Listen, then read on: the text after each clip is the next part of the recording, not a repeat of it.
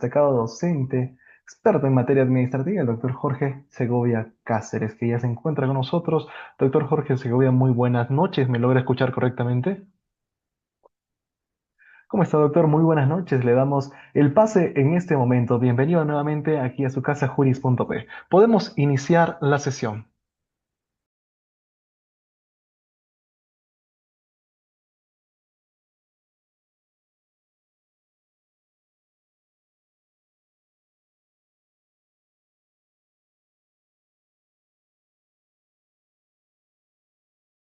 Interesante relacionado con el derecho administrativo. Ustedes acá han podido ver el título, es el análisis de los principios del procedimiento administrativo. Entonces, vamos a ver dos puntos esenciales relacionados con el tema. Primero, para hablar de los principios del procedimiento administrativo, lo primero que tenemos que saber es un poquito qué es el procedimiento administrativo, ¿no? Cuáles son las partes que intervienen dentro del procedimiento administrativo. Luego de ello, de haber analizado este primer aspecto, vamos a entrar de lleno con lo que corresponde a los principios del procedimiento administrativo. Nosotros vamos a utilizar, en este caso, la LPAC, la Ley 27444, la Ley del Procedimiento Administrativo General, cuyo texto único ordenado ha sido aprobado mediante Decreto Supremo 004-2019-JUS. Entonces, para hablar del procedimiento administrativo tenemos que conceptualizarlo, tenemos que saber qué trata, qué compone el procedimiento administrativo. Por ello, nosotros vamos a ir a ver acá el artículo 29 del TUO de la LPAC, para hacerlo un poco más abreviado. Y nos dice que el procedimiento administrativo es un conjunto de actos y diligencias. Es un primer punto, actos y diligencias, tramitados en las entidades, ¿correcto? Entonces, cuando hablamos nosotros de actos y diligencias, estamos primero refiriéndonos a actividades, actuaciones que realiza la entidad, que pueden ser formales o pueden ser materiales. Por ejemplo, si yo presento una solicitud de licencia de funcionamiento ante una entidad pública, ante una municipalidad, la presentación, la solicitud es un acto. Ojo, no estamos hablando de acto administrativo, sino un acto material, ¿correcto? Y entonces, ese acto, ¿qué es lo que va a decir? Lo que va a expresar es mi requerimiento, mi solicitud, lo que yo voy a pedirle a la entidad que me dé, en este caso, es justamente una licencia de funcionamiento. Para ello, la entidad va a realizar diligencias, ¿correcto? Tú, administrado, me solicitas una licencia de funcionamiento, entonces yo como autoridad administrativa, como la administración, voy a tener que realizar, en este caso, una verificación in situ, voy a verificar, por ejemplo, que cumplas con el tema de la zonificación, voy a tener que realizar una visita, esos son diligencias, ¿correcto? Las diligencias van a permitir, en este caso, materializar lo que se refiere en este caso a los actos, ojo, actos en general.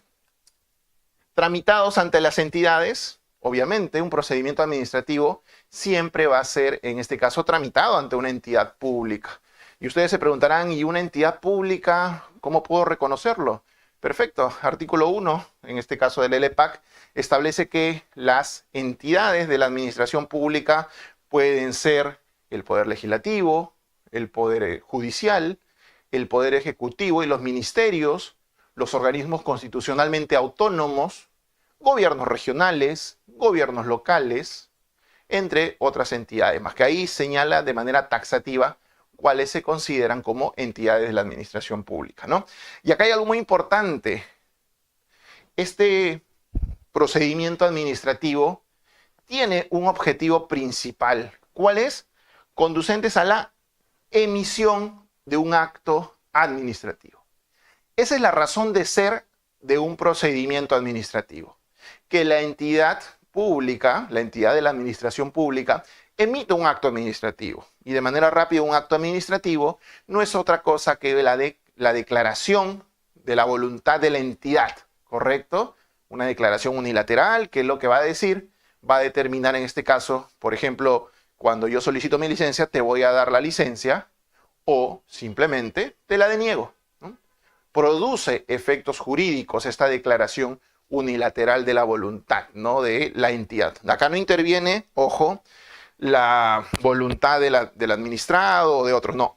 El acto administrativo, recuerden, siempre es una manifestación unilateral, una declaración unilateral de la voluntad de la entidad.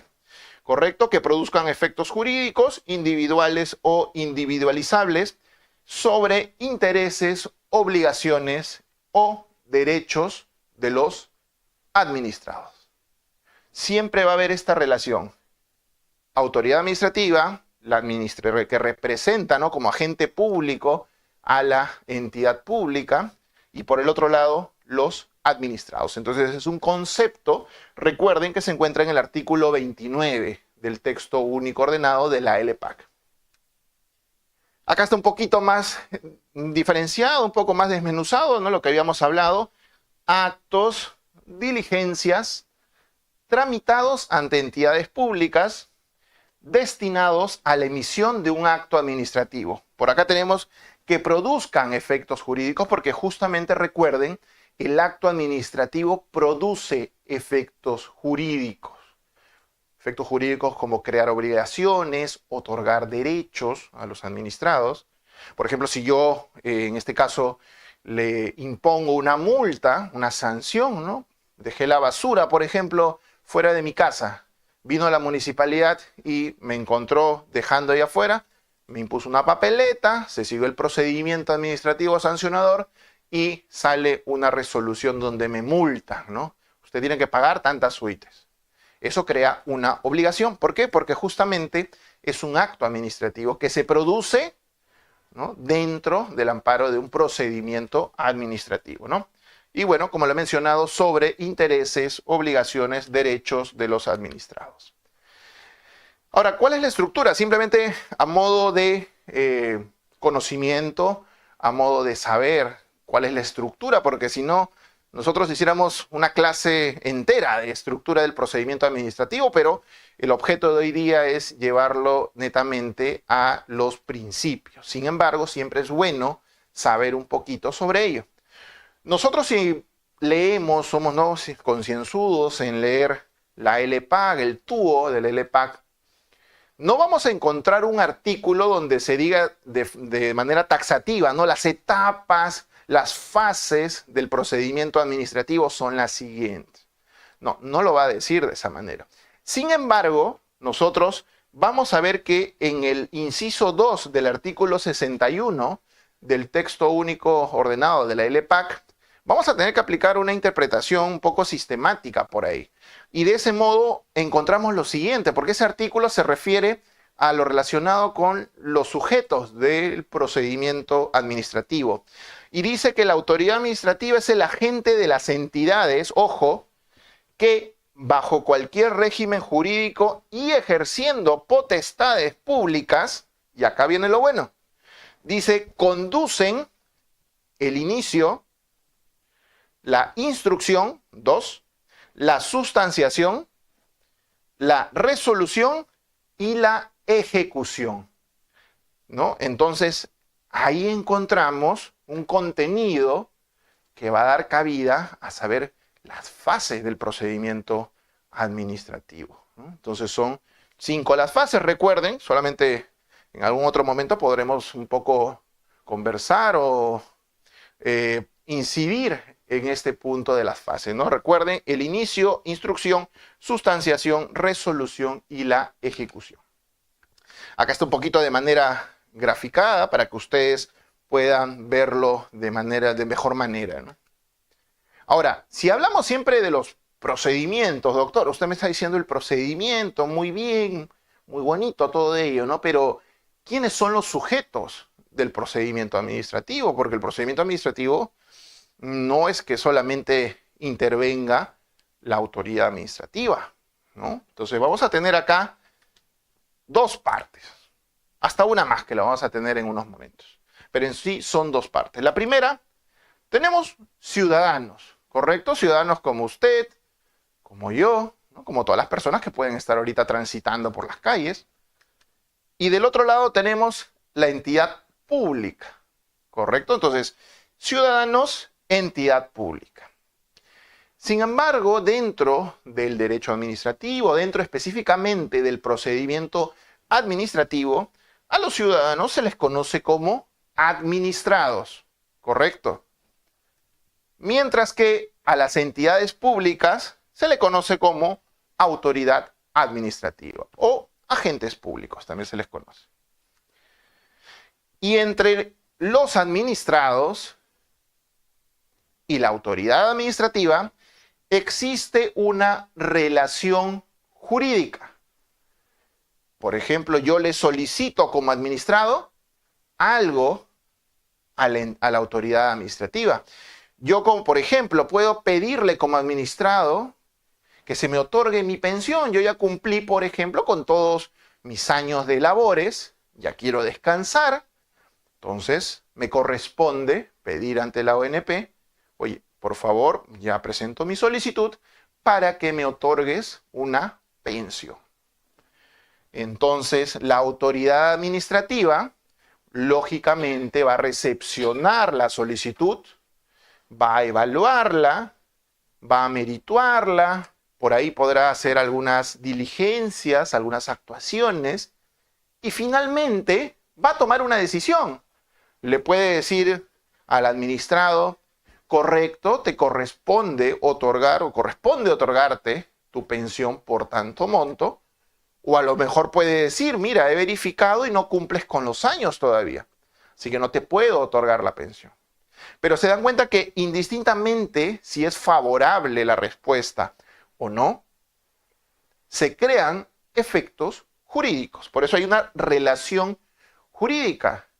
Si es favorable, enhorabuena, el administrado va a estar feliz, va a estar contento.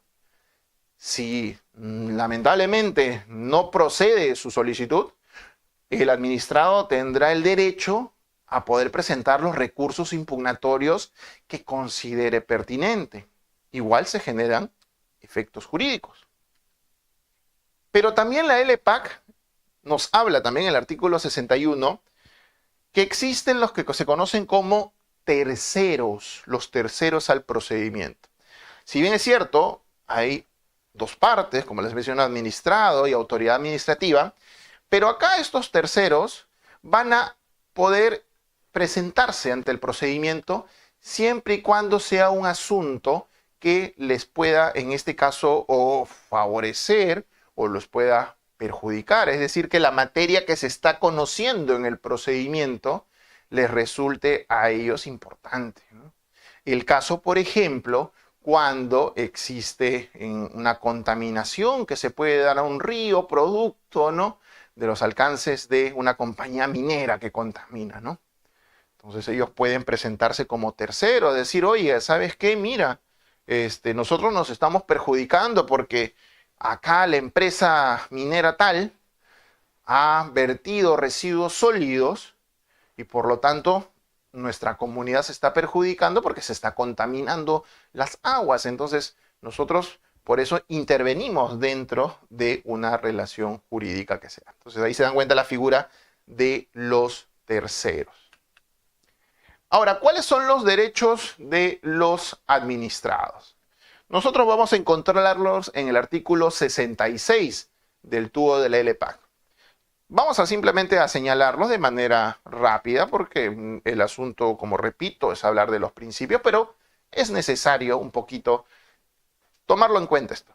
Derecho de los administrados: ser atendidos según el orden de ingreso, recibir un trato respetuoso, igualitario y digno, acceder sin restricciones a su expediente y obtener copias, salvo excepciones legales, ¿no? Excepciones legales que están amparados, ¿no?, dentro de la ley de transparencia y acceso a la información pública. Obtener información gratuita sobre funciones y servicios de las entidades públicas. Ser informado sobre el procedimiento, su duración, derechos y deberes. Y ojo que en estos casos he verificado, he podido lamentablemente observar que el administrado no recibe una atención correcta. Llama y se mata llamando a los anexos, por ejemplo, para conocer, oye, quiero saber en qué está mi expediente, en qué está mi solicitud. Sin embargo, muchas veces llaman y no sucede nada. O simplemente lo mandan al desvío, no, señor, llame después o llame. Entonces, ahí está vulnerando un derecho que se da de los administrados. Y por eso es muy importante que las personas que son servidores públicos, trabajan en diversas entidades públicas, tengan en cuenta estos derechos de los administrados. ¿Por qué? Porque justamente son parte de las garantías que se le brinda al administrado dentro del procedimiento administrativo. Vamos a ver que más adelante uno de esos principios, ¿no?, es el principio del debido procedimiento. Exigir el cumplimiento de plazos en las actuaciones administrativas. Oiga, si yo presento mi solicitud y de acuerdo al TUPA, la solicitud debe ser atendida en 10 días, pues tengo el derecho de exigir, oiga, tienes que contestarlo dentro del plazo. Obviamente sin desmerecer o tomando en cuenta que en algunos casos se aplica las figuras de los famosos silencios, ¿no? Silencio positivo, silencio negativo, dependiendo de cómo se encuentra establecida según la normativa. Recibir asistencia para cumplir con sus obligaciones, conocer quiénes son los funcionarios responsables de sus trámites, que las actuaciones les afecte de forma menos gravosa posible. Y esto más o menos nos encontramos cuando estamos ante un procedimiento administrativo sancionador. Obviamente, un procedimiento administrativo sancionador, su finalidad es verificar la comisión de una infracción por el incumplimiento de una norma, ¿no? Entonces, normalmente las sanciones que reciben los administrados se ven en multas, ¿no? Imagínense, por no tener licencia me ponen una UIT, ¿no? ¿Y qué pasa si a lo mejor por no tener implementado correctamente el botiquín me ponen una UIT? Oiga, o sea, me está equiparando, ¿no?, una conducta que a todas luces puede ser simple, no constituye un riesgo, me la está equiparando como si no tuviera una licencia de funcionamiento, que obviamente se encuentra prohibido que yo realice actividades comerciales si no tengo. Entonces ahí yo veo que se está incumpliendo un principio de razonabilidad cuando hablamos de la proporción de las sanciones, que también forma parte de uno de los principios del procedimiento administrativo. Cuestionar o criticar decisiones administrativas de manera responsable. Ojo, cuestionar o criticar no quiere decir una falta de respeto, sino que por el contrario, los administrados tienen el derecho de no estar de acuerdo. Pueden decir, oiga, no estoy de acuerdo con la decisión que adoptó la autoridad administrativa. Por diversas razones. Porque tal vez no pudo tomar en cuenta un documento, porque no aplicó bien una norma, a lo mejor aplicó una norma derogada, qué sé yo. Puede ser de que se den de diversas maneras. Sin embargo, yo tengo que hacerlas de acuerdo a cómo se establece en la normativa. Podré presentar, dependiendo de la fase del procedimiento, podré presentar un descargo. Si a lo mejor ya se emitió el acto administrativo, o perdón, se emitió el informe final, podré presentar alegatos. Si ya se emitió la resolución, podré presentar en todo caso mi recurso de reconsideración o mi recurso de apelación. Y si yo no estoy de acuerdo, se agotó la vía administrativa, presentaré mi demanda contenciosa administrativa. ¿Se dan cuenta? O sea, yo como administrado puedo cuestionar decisiones administrativas. Y ojo, no solamente cuando hablamos de actos administrativos.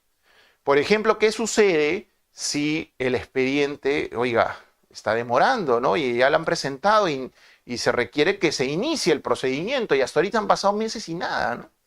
Entonces yo podré interponer una queja por defecto en la tramitación. Se dan cuenta que la norma, la LPAG, establece los mecanismos a través de los cuales los administrados pueden cuestionar esas actuaciones o esas decisiones como tal. No presentar documentos prohibidos ni pagar tasas indebidas, obtener prórrogas automáticas en trámites de renovación solicitados oportunamente, exigir responsabilidad a las entidades y su personal cuando corresponda. Esto es muy importante. ¿Por qué? Porque toda autoridad administrativa se entiende que sus funciones, sus mandatos están amparados por una ley, por una norma. Imagínense, ¿no?, que la municipalidad pues quiera imponer papeletas de tránsito por un tema de que se cruzó, un carro se pasó la velocidad. Y obviamente la municipalidad no es competente para ello, podrá ser la Policía Nacional del Perú. hasta ahí, pero imagínense si yo voy a la municipalidad me perjudica de esa manera, ¿no? Interviene en mi vehículo, se lo lleva, ¿no? Al almacén, y cuando voy a recoger el vehículo le encuentro que está todo chancado, los parabrisas rotos, y yo no se lo entregué así. Entonces, obviamente, en este caso, los responsables, la autoridad administrativa, tiene que hacerse responsables por los daños y perjuicios que le puede ocasionar al administrado. Y bueno, gozar de todos los derechos que reconoce la Constitución y las leyes. Recuerden, artículo 66 del tubo de la LPAC. Ahora, también las autoridades tienen deberes, como por ejemplo actuar dentro de su competencia y con los fines legítimos. Esto que vemos acá, actuar dentro de su competencia y con fines legítimos, es lo que vamos a observar dentro del principio de legalidad, ¿no? Que lo vamos a ver en unos momentos, pero ahí nosotros vamos a verificar, vamos a observar que al amparo del principio de legalidad las autoridades solamente pueden hacer aquello que la ley les permite y bajo los fines y objetivos que la ley propone como tal. Seguir los principios del procedimiento administrativo. Ojo, los principios no es un tema de que la autoridad administrativa si quiere los usa, si quiere no los usa, ¿no? Los desconoce, los conocen, no. Es un deber de la autoridad seguir los principios del procedimiento administrativo. Puede corregir de oficio errores u omisiones detectados en los trámites. Ojo, cuando hablamos de errores, no estamos hablando de cuestiones que puedan generar la nulidad del acto administrativo como tal. Errores como que pueden ser, oye, mira, me olvidé de ponerle, no sé, puse mi apellido Segovia con V y era con B, ¿no? Entonces, ahí es un tema que se puede corregir de oficio como tal. Hay errores que se pueden corregir de manera aritmética, que no incidan en el fondo del asunto, pero si ya el error no es un error, sino es un horror, entonces ahí nosotros pues no podemos corregir como tal, ya tendríamos que aplicar las reglas de la nulidad de oficio, que eso es otro aspecto que podemos tocar en alguna otra sesión magistral. No exigir requisitos o pagos que no estén establecidos por ley. Y eso es correcto. Algunas entidades tienen la mala costumbre de crear procedimientos que no tienen una base legal. Por eso es que muchas veces el Indecopi, cuando ve que estos procedimientos que se crean no tienen una base legal, no se amparan en un mandato normativo, lo que hace es muy sencillo, declara barrera burocrática. Y por eso es que vemos muchas entidades, municipalidades, gobiernos regionales, entre otros, que tienen procedimientos que han sido declarados como barrera burocrática por exigir requisitos que la ley no establece. Esto es el caso, me acuerdo que sucedía y hasta ahora sucede, cuando las empresas de telecomunicaciones quieren, por ejemplo, instalar esas antenas que ustedes ven en las casas, en las calles, ¿no? En las avenidas. ¿Y qué es lo que sucedía? ¿No? Que lo que sucedía anteriormente era que las municipalidades directamente creaban ordenanzas. Y dentro de esas ordenanzas decían, la empresa tendrá que cumplir con presentar este requisito A, B, C, D, E. ¿Correcto? Una serie de requisitos. Cuando en realidad la ley no establecía ello, la ley establecía unos requisitos y se suponía de que las municipalidades deberían, o debían en este caso, simplemente exigir ello. Entonces, ¿qué sucedió? Muchas de estas ordenanzas fueron declaradas barreras burocráticas y como era un aspecto, una situación que se daba en una gran cantidad de municipalidades, se tuvo que sacar una nueva ley en la cual de manera taxativa señalaba que las municipalidades solamente debían verificar el cumplimiento de los requisitos que se señalaban en la ley. Punto, se zanjó. Por eso es que no se pueden exigir requisitos que no tienen un sustento legal y peor aún, si tal vez no está en el TUPA, ¿no? El texto único de procedimientos administrativos que se encuentran en las entidades y para los que tal vez no conocen qué es un TUPA, el TUPA en este caso es un documento de gestión a través del cual se va a colocar todos los procedimientos que se realizan ante una entidad, ¿no? Como un catálogo de los procedimientos, se establecen los requisitos, los plazos, los costos, cuánto va a costar la tasa por ello, ¿no? Entonces, ahí, por ejemplo, imagínense que te exija un cumplimiento de un pago que no está en el TUPA, entonces no debería ser exigible. Actuar oportunamente, perdón, para no afectar los derechos de los administrados, responder todas las solicitudes, salvo en casos de aprobación automática, simplificar trámites sin comprometer la seguridad jurídica ni los derechos.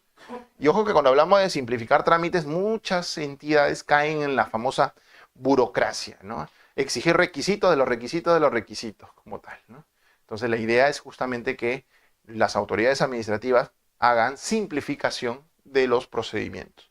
Interpretar normas priorizando el interés público y los derechos de los ciudadanos, cumplir los deberes adicionales previstos en la ley para proteger al administrado y brindar espacios adecuados y tecnologías para la consulta y atención al público, ¿no? Como ahora con las tecnologías, ¿no? Que está tan de moda, se aplica, por ejemplo, las mesas de partes virtuales. Antes simplemente uno tenía que ir dentro del horario de la entidad de manera presencial, presentar su solicitud, sus papeles, pero ahora pues con la tecnología que se ha desarrollado, simplemente vamos a presentar nuestros papeles, nuestros documentos a través de la mesa de partes virtual. Y simplemente para nombrarlo, más no para desarrollarlo, porque esto da también cabida a otra sesión magistral, hay que tener en cuenta que el procedimiento administrativo sancionador se basa en las fuentes formales y materiales. Y dentro de las fuentes formales tenemos a la Constitución, los tratados y convenios internacionales, la ley en sentido amplio, incluyendo las leyes orgánicas, las leyes ordinarias emitidas por el Congreso, las normas con rango de ley como tal, los reglamentos, las normas subordinadas a los reglamentos, la jurisprudencia, resoluciones emitidas por los tribunales, consejos administrativos, los pronunciamientos vinculantes y los principios generales del derecho administrativo. Ahora, ya habiendo tenido un marco general, habiendo hablado un poco de los aspectos que resultan más importantes para poder comprender, ¿no?, el procedimiento administrativo, para qué me sirve un procedimiento administrativo, cuál es el objetivo del procedimiento administrativo, ya nosotros estamos expeditos para poder hablar ahora sí del tema de fondo, ¿no? Los principios del procedimiento administrativo. Y antes de entrar en este punto, ¿no?, los principios lo que nos va a servir es guiar de una mejor manera para poder realizar una interpretación correcta de las normas, cómo debo aplicarlas. Muchas veces pueden existir algunos vacíos, ¿no?, algunas lagunas jurídicas, como se las menciono a mis alumnos, que dicho de paso, saludos para ellos que los veo que están acá conectados. Pero esto justamente de los principios nos va a servir para poder interpretar, para poder aplicar mejor las normas. Y obviamente siempre en pos del beneficio de los administrados. Pero a veces nos hacemos una pregunta, doctor Segovia, yo he escuchado que existen principios del derecho administrativo. Mi pregunta es, ¿son los mismos o es igual que los principios del procedimiento administrativo? Y ustedes acá pueden observar, acá tenemos al menos la mayoría de lo que se considera como principios del derecho administrativo. En algunos casos va a coincidir principio de legalidad, por ahí el principio de verdad material, de responsabilidad, de buena fe, entre otras. Puede coincidir. La diferencia está en algo muy simple, sin entrar a detalles de cada uno. Los principios del derecho administrativo se encuentran establecidos de manera dispersa. En algunos casos hay interpretaciones que realiza justamente el Tribunal Constitucional o algunos órganos de consulta o algunos órganos que en este caso van a poder crear lineamientos y dentro de todo ese conjunto van a poder determinar, oye, mira, de acuerdo a la lectura del artículo tal de la Constitución, tenemos, por ejemplo, el principio de legalidad. Algunos otros se van a encontrar en normas, que si bien es cierto no dice principio de autotutela, pero del contenido de la norma nosotros podemos verificar que esto se configura como un principio, ¿correcto? Y estos principios, acá estos 20 principios del derecho administrativo, lo que van a hacer justamente es una interpretación pero no necesariamente, ojo, para el procedimiento administrativo, sino para el actuar de la administración pública en diversos roles que va a tener frente, por ejemplo, cuando brinda servicios públicos. Y muchos de ellos van a servir justamente para aplicarlos siempre con el interés general, ¿no? Pero en el caso de los principios, vamos a pasar esto, de los principios del procedimiento administrativo, nosotros los vamos a encontrar de manera clara en el título preliminar de la ley 27444.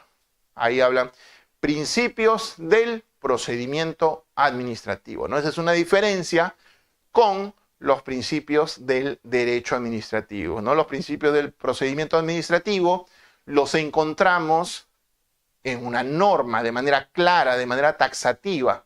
Ahí usted va a poder leer, principio tal, tal, tal, ¿no? Y van a ser 19 principios. Sin embargo, para un tema un poco académico, y como bien lo señaló, ¿no?, el doctor Rubén Darío Márquez, cuando ustedes pueden ver sus múltiples ponencias, él, por ejemplo, clasifica, o mejor dicho, agrupa a los a los principios del procedimiento administrativo en 6 bloques. ¿Por qué? Porque si nosotros vamos a leer los principios, principio 1 de legalidad, principio 2 razonabilidad, principio 3, va a ser algo tedioso, algo aburrido, o me pueden decir, doctor, mejor simplemente leo mi ley y punto, ¿no? Cuando la idea es hacerlo de manera más didáctica. Por eso es que nosotros vamos a encontrar 6 grupos relacionados con la conducta que debe tener en este caso la administración pública frente al administrado. Por eso vamos a encontrar un primer bloque que se encuentra relacionado con la limitación del poder. ¿Del poder de quién? De la autoridad administrativa, por supuesto. Y dentro de esta limitación del poder vamos a encontrar 4 principios que lo vamos a desarrollar en unos momentos.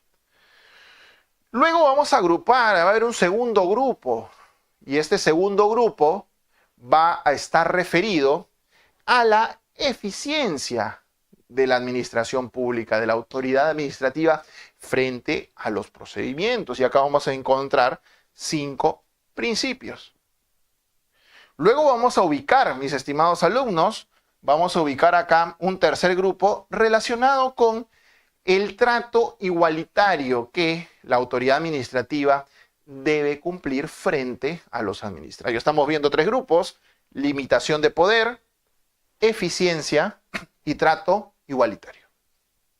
Un cuarto grupo lo encontraremos dentro de lo que es la transparencia de las actuaciones de la administración pública.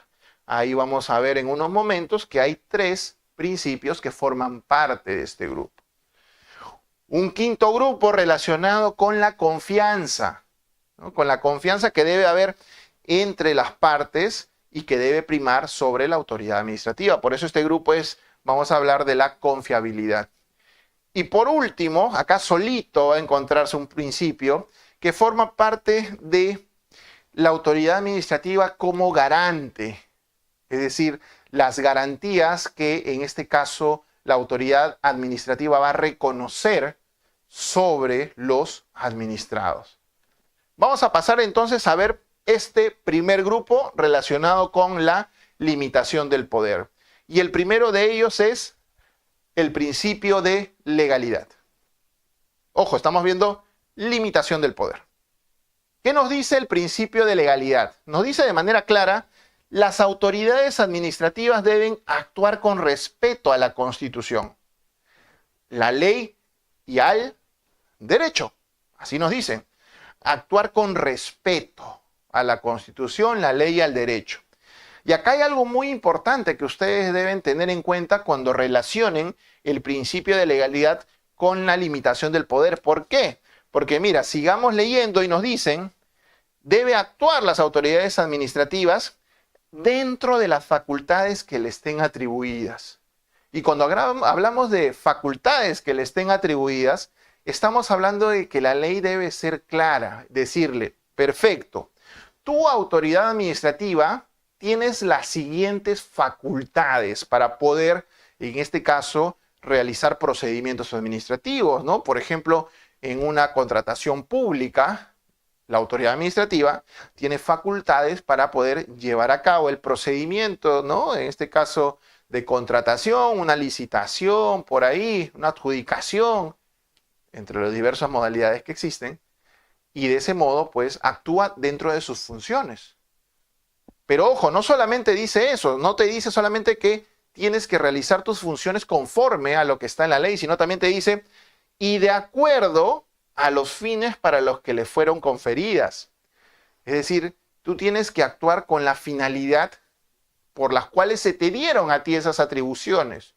Nuevamente, en el ejemplo de la contratación pública, a lo mejor yo soy la autoridad correspondiente que se va a encargar, por ejemplo, de firmar el contrato de otorgamiento de la buena pro a una empresa para la ejecución de una obra pública.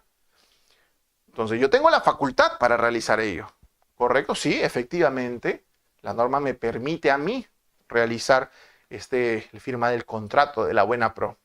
Sin embargo, yo no puedo directamente decir, a ver tú, empresa A, vamos a firmar directamente un contrato, te otorgo la buena pro porque me caes bien. No, por más que yo tenga la facultad, yo siempre tengo que hacerla o implantarla de acuerdo a los fines para los que le fueron conferidas. Es decir, yo lo puedo hacer siempre y cuando realice correctamente el procedimiento de contratación pública, todas sus etapas, ¿no? Desde, por ejemplo, la creación del expediente técnico, entre otros puntos más que va a salir más adelante. Entonces se dan cuenta que no solamente basta con realizar las atribuciones que la ley me permite, sino que tengo que también usar esas atribuciones con la finalidad que también se establece dentro de la ley. Entonces, primer principio de la limitación del poder, no lo olviden, principio de legalidad. Segundo principio, que también forma parte de este grupo de limitación de poder, principio de razonabilidad. Y como principio de razonabilidad hablamos que las decisiones de la administración deben ser, y acá esta palabrita es muy importante, proporcionales. Y no solamente se queda con decir, ¿no? Las actuaciones, las decisiones de la administración deben ser proporcionales, sino también te dice que deben ser adecuadas a los fines públicos que se persiguen, ¿no?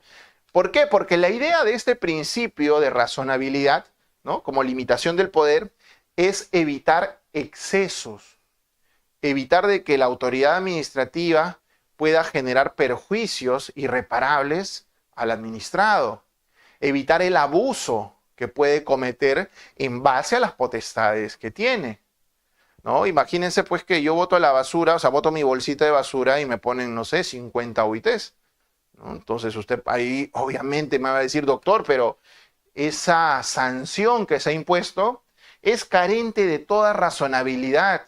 Y es lógico, ¿por qué? Porque ahí no estamos hablando de que la sanción sea proporcional. Nadie dice que tal vez no deben multarme. Creo que todos los presentes podemos estar de acuerdo. Debe tener una sanción, correcto. Pero esa sanción tiene que ajustarse a los hechos y a la finalidad que se busca. La finalidad es que la persona no bote la basura, correcto. Entonces le tendré que poner una sanción acorde con la acción realizada. Por eso, este principio de razonabilidad, siempre recuerden, exige que las decisiones sean proporcionales y adecuadas a los fines públicos, para evitar que excesos por parte de la autoridad administrativa. Tenemos el principio de ejercicio legítimo del poder. ¿Y qué nos dice este principio? Ojo, las autoridades deben brindar información veraz y actuar de manera congruente con las expectativas legitimadas generadas. Un ejemplo de ello, y que fue también en algún momento materia, ¿no?, de una consulta que se me hizo, fue, doctor, mire, sucedió este caso. Fui a la municipalidad y le consulté, ¿no?, en este caso, a los servidores pues, que se encuentran dando informes en relación con la zonificación, ¿no? Y dije, yo quiero poner, ¿no?, un centro, un hospedaje, ¿no?, en tal dirección. Entonces la consulta fue ella, ¿no? En tal dirección, en tal lugar, tanto.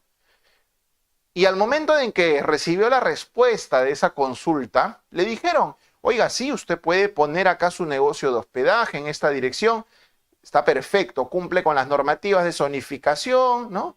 Perfecto, el índice de usos lo permite, correcto. Ah, muy bien, entonces como tuve esa respuesta por parte, ¿no?, de la consulta que yo efectué, entonces voy y presento mi solicitud, pago mis tasas, todo bacán, acondiciono el local de hospedaje, todo muy bien. Pensando que obviamente la administración iba a ser congruente con la respuesta a la consulta que en su momento hice, ¿no?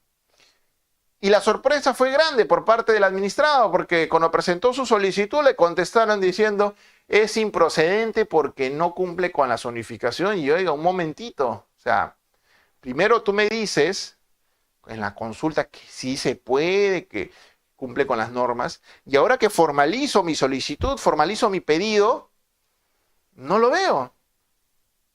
Entonces ahí hay una vulneración, ¿no? ¿Por qué? Porque no se ha aplicado correctamente el principio de ejercicio legítimo del poder, ¿no? Donde te dice que las autoridades deben brindar información veraz y actuar de manera congruente. Yo le generé una expectativa al administrado. Le dije, oye, acá puedes hacer tu negocio. Y que yo después le diga, no, lamentablemente no lo puedes hacer. Entonces no soy congruente como autoridad administrativa con las expectativas que yo le generé al administrado. El cuarto principio, el cuarto y último principio de este grupo de limitación del poder es el principio de responsabilidad, ¿no? Que te dice muy claro, ojo, la ley de paga es muy clara, es una norma que te establece de forma taxativa, ¿no?, estos principios y los mandatos que están dentro de ellos. Y miren, te dice, las autoridades son responsables por los daños ocasionados a los administrados. Y no solamente ello, te dice que obviamente estos daños que se ocasionan a los administrados se deben al mal funcionamiento de la actividad administrativa. O sea, imagínense si yo tengo mi casa, ¿no?, y tengo fuera de ella una escalera, ¿no?, que de acuerdo a los registros públicos, de acuerdo a los planos, si bien es cierto, está fuera de mi casa, pero forma parte del terreno que es de mi propiedad. Entonces, en principio, he colocado mi escalera dentro de mi propiedad privada, no en la vía pública. Entonces vienen, ¿no?, las municipalidades y le dicen, oiga, hemos detectado que tu escalera está invadiendo áreas de uso público. Entonces le digo, ¿pero por qué? Si está en los registros públicos, ahí está, mire, está dentro de mi propiedad privada, dentro de mis linderos. No, no, no, no, no. Vamos a tener que demolerla, dice. Oiga. Entonces vienen con su tractor y ¡pum!, demuelen mi escalera. Y después se dan cuenta de que ha habido un error y que efectivamente yo no estuve loco. Les dije que estaba dentro de mi propiedad y se dieron cuenta muy tarde, pero se dieron cuenta de que estaba dentro de mi propiedad. Así que ahí, ¿qué va a pasar? Lógicamente la autoridad administrativa que estaba a cargo de esa diligencia, de ese procedimiento tal vez que se pudo hacer, va a tener que ser responsable y va a tener que ver por los daños ocasionados, ¿no? Y obviamente de esto se bifurca tres tipos de responsabilidades. La responsabilidad civil que se puede dar, daños y perjuicios. La responsabilidad administrativa, es decir, que estas autoridades administrativas no hicieron sus funciones de acuerdo a lo establecido en la norma. Por lo tanto, pueden ser materias de un procedimiento disciplinario y en consecuencia pueden, pues, pedirse su suspensión, ¿no?, u otras medidas de coerción más, ¿no?, de sanción, perdón. Y tercera, la responsabilidad penal. Un abuso de autoridad se pudo cometer en ello. Entonces son tres tipos de responsabilidad las que se derivan justamente de este principio de responsabilidad. Responsabilidad civil, administrativa y penal. Luego nos vamos al grupo de la eficiencia y vemos el principio de impulso de oficio que claramente señala que las autoridades deben promover y dirigir el procedimiento sin necesidad del impulso por parte del administrado. Es decir, que la autoridad administrativa no tiene que esperar a que el administrado le toque la puerta, toc, toc, y le diga, ya pues autoridad, tramita mi solicitud, elévala a esta oficina, mándala a la otra. No, pues no puede realizar. Porque el amparo de este principio de impulso de oficio, la autoridad administrativa es la que dirige el procedimiento, lo impulsa, lo lleva, lo hace dinámico. ¿Para qué? Para que obviamente el administrador no tenga por qué estar pidiendo, rogando de que se realice un determinado tipo de actuación. Principio de informalismo, y esto es algo muy importante. Se interpreta favorablemente la normativa para admitir y decidir las pretensiones de los administrados, permitiendo subsanar aspectos formales no esenciales. Por ejemplo, presento mi solicitud y me olvidé, no sé, de adjuntar mi copia de mi DNI. No por eso la autoridad administrativa va a decir, ¿sabes qué? No, no te puedo recibir, ¿no? ¿Por qué? Porque no tienes tu DNI, tu copia de DNI. Yo les pregunto, ¿eso será un requisito importante? ¿Será un requisito de validez? No, para nada. Por eso es que justamente en base a este principio de informalismo, esos aspectos formales que no son esenciales se pueden subsanar dentro del procedimiento. Tal vez yo admita a trámite esa solicitud y durante la realización del procedimiento le pediré, pues, ¿no? Oye, presenta tu DNI o presenta un documento que falta, ¿no? Pero yo no le puedo negar, no puedo ampararme de eso, de esos requisitos que no son, digamos, esenciales. Si fuera un requisito esencial, obviamente, tendré que pedir al administrador que lo subsane y en mesa de partes le pondrán el sello de 24 de 48 horas, ¿no? Y si no quiere subsanarlo, lamentablemente se dará por no ingresada la solicitud o el pedido, ¿no? Pero eso estamos hablando de requisitos esenciales, como que no coloque su nombre para no saber, oye, ¿y quién está dirigiendo, no? ¿Quién está presentando? Pero cuando son requisitos no esenciales, el principio de informalismo te dice en pocas palabras, atiéndelo, dale el trámite y pide lo que le falta, pero dentro del procedimiento. Principio de celeridad que va de la mano con el principio de informalismo. ¿Por qué? Porque se busca que el procedimiento se desarrolle con la máxima rapidez posible, evitando dilaciones innecesarias. Y ahora, ojo, una mala costumbre que siempre tienen las autoridades administrativas es decir, oye, tu procedimiento yo llamo a los 15 días, por ejemplo, como administrado, le pregunto, ¿cómo va mi procedimiento? Y lo primero que me dicen es, oiga, todavía falta 15 días más, pues, son 30 días, así que no se desespere. Realmente, aunque parezca un poco anecdótico, sucede realmente, sucede esta situación. Entonces, cuando hablamos de principio de celeridad, no solamente nos estamos refiriendo al cumplimiento de los plazos, sino también en que si yo puedo atender el pedido, puedo ya atender la solicitud que presenta un administrado, lo puedo hacer en menos tiempo. ¿Por qué tengo que esperar el día 30 para recién darle una respuesta? Tal vez lo puedo atender en una semana, lo puedo atender en 10 días, en 15 días. No necesariamente yo tengo que esperar el último día para poder atenderlo. Por eso el principio de celeridad busca eso, ¿no? Una máxima rapidez, que sean rápido, que sea célere, justamente. Otro principio del grupo de eficiencia es el principio de eficacia. Se prioriza el cumplimiento de la finalidad del acto procedimental sobre formalismos que no afecten su validez. Por ejemplo, se emite la famosa resolución que en este caso le otorga, ¿no?, la pensión al señor fulano de tal. Muy bien. Pero por ahí se les olvidó, pues, notificarle. Ojo, no digo que eso no genere una responsabilidad administrativa, por el contrario, va a generar una responsabilidad administrativa. Pero en este caso es un acto administrativo que se emite favorable al administrado y le han notificado recién después de 5 meses.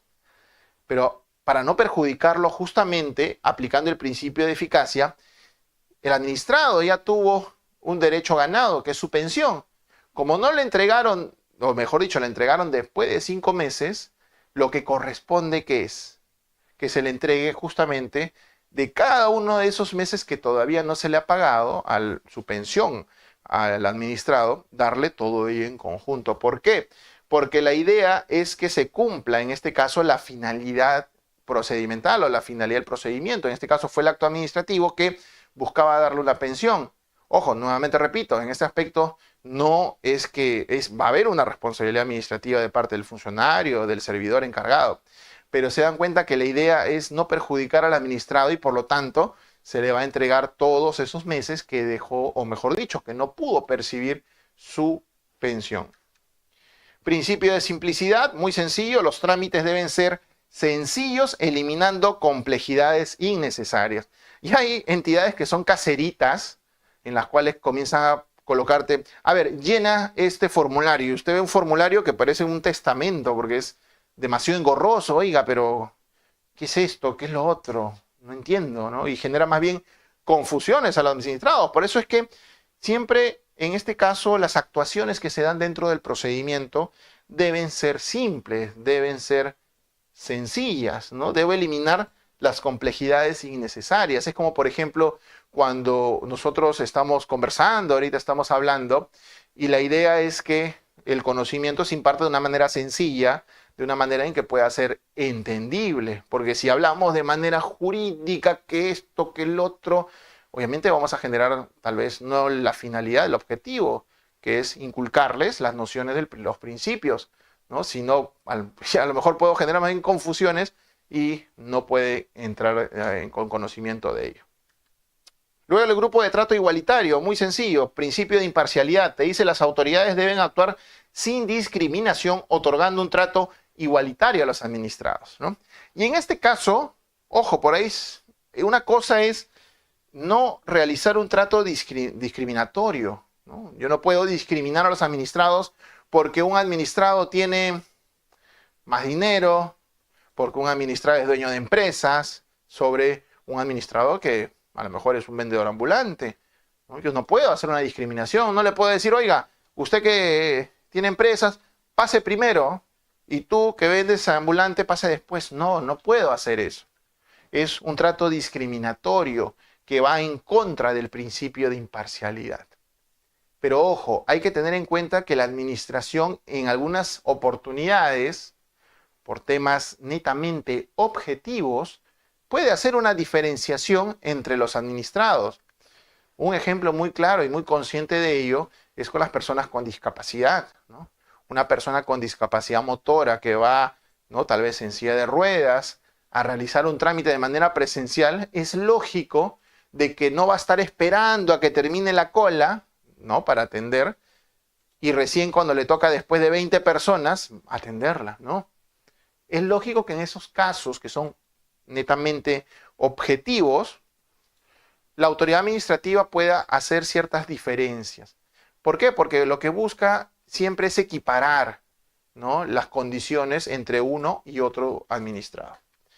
Principio de uniformidad, dentro de este grupo de trato igualitario, se deben establecer requisitos similares para trámites similares, basándose en criterios objetivos. No puede ser de que en una entidad un procedimiento tenga tantos requisitos, tanto, en este caso, un plazo para poder justamente contestarlo, y me voy a otra entidad por el mismo procedimiento, pero tienen otros requisitos, otro plazo. Entonces, no, señor, acá tiene que haber un criterio uniforme, establecer requisitos similares para trámites similares. Principio de predictibilidad, confianza legítima. ¿Qué nos dice? Ya estamos hablando del grupo de transparencia, ¿no? De transparentar las actuaciones, los actos que realizan las autoridades administrativas. Entonces, dentro de este grupo de transparencia tenemos el principio de predictibilidad. ¿Y qué nos dice ese principio? Las autoridades deben brindar información veraz y actuar de manera congruente con las expectativas legítimas generadas. Claro, obviamente, la autoridad tiene que, en este caso, entregar la información que sea correcta. Yo no puedo entregarle la información a un administrado que diga, oye, te entrego un informe, cuando en realidad está erróneo, para tratar, por ejemplo, de querer causarle un error y que de esa manera yo como autoridad administrativa pueda aprovecharme. Principio de acceso permanente. Muy importante, nos dicen que los administrados tienen derecho a acceder en cualquier momento al estado de tramitación de sus procedimientos. Y esto se ampara en lo que se conoce como principio del derecho de acceso al expediente. Porque todo administrado que forme parte de un procedimiento tiene el derecho de conocer cuáles son las actuaciones materiales, los documentos. Yo puedo apersonarme, decir, oiga, yo soy el administrado, formo parte de este procedimiento, entonces quiero leer el expediente, quiero revisarlo, puedo tomarle una foto también al expediente, puedo entrar, revisar, le voy tomando foto y no me lo pueden prohibir, porque se ha visto casos en los cuales la autoridad administrativa le dice, oye, un momentito, no puedes tomar foto, le dice. ¿No? Tienes que en todo caso pedirlo como copia. Y eso está mal porque contraviene este principio, ¿no? La autoridad administrativa tiene que brindar las facilidades para ello. Por eso es que esto se configura, como les digo, en acceso, el principio de acceso al expediente, que es cuando yo formo parte del procedimiento. Pero ¿qué pasa si yo no formo parte del procedimiento? ¿No? Soy un tercero que quiere en todo caso pedir, ¿no?, copia, por ejemplo, de unos informes jurídicos, unos informes legales que se dieron para otorgar, pues no sé, una concesión o algo así. Entonces, acá entra el principio de participación o algunos principios de participación ciudadana, a través del cual la autoridad debe brindar condiciones para que los administrados accedan a la información y participen en decisiones que le afecten.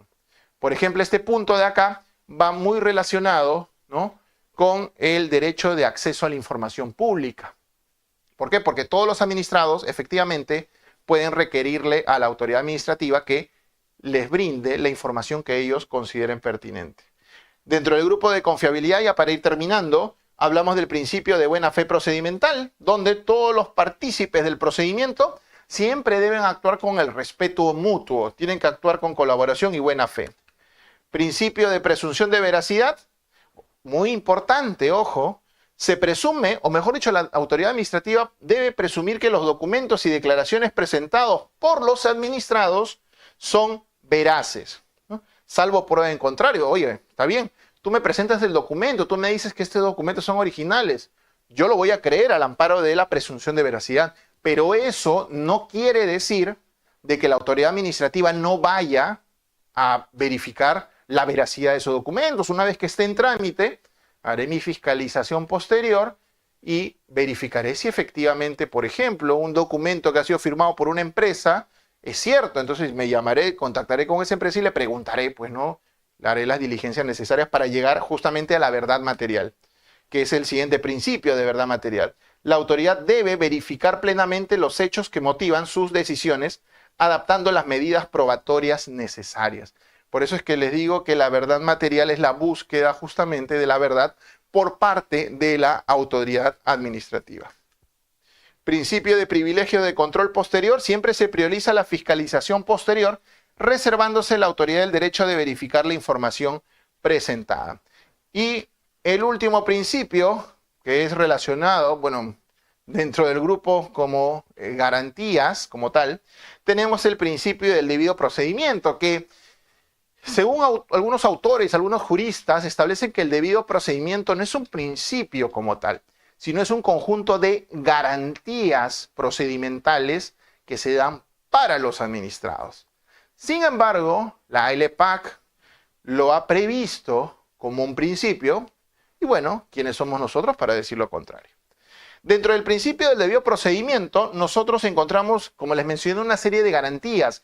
Garantías como, por ejemplo, en este caso, se dé la notificación correcta de los actos administrativos, el derecho que tengo para defenderme. Oiga, si yo no estoy de acuerdo, puedo presentar, ¿no?, puedo presentar en este caso mis descargos o puedo presentar mis recursos impugnatorios.